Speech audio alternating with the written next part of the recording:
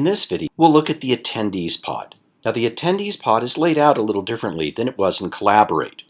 First, the host, presenters, and participants all show in different pull-down menus. And so if I want to hide my hosts and the presenters because I just want to focus on the participants, I can collapse those by clicking on the little triangle.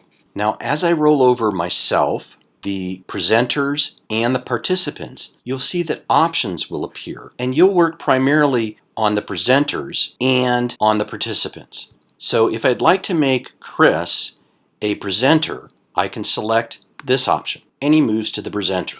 When Chris 2 is done presenting, I can make him a participant. And my other option for a presenter is to enable drawing. This would let them draw on the whiteboard.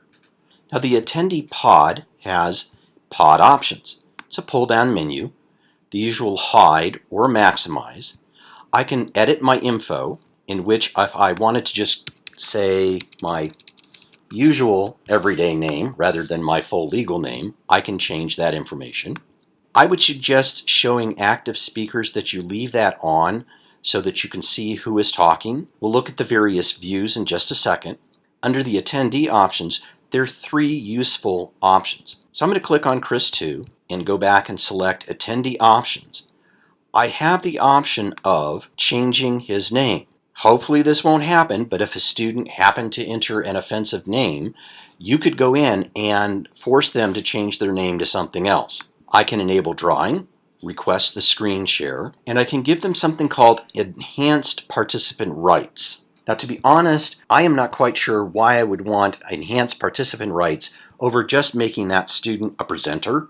But in theory, if I just wanted them to be limited to, say, the whiteboard or a share pod, I could select the things that they have control over, and then I would click OK, and Chris 2 would have those options.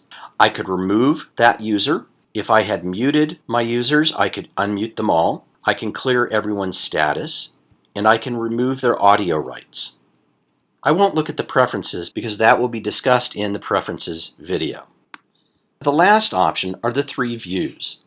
This is the normal attendee view. If I've asked a student to indicate a status, that will show up here. So I can very quickly see who has a raised hand, or if I'm doing a poll, who agreed or disagreed. The third view is the breakout room view, and this is how you can have students participate in breakouts, and I'll cover that in another video. So that's the overview for the Attendee Pod.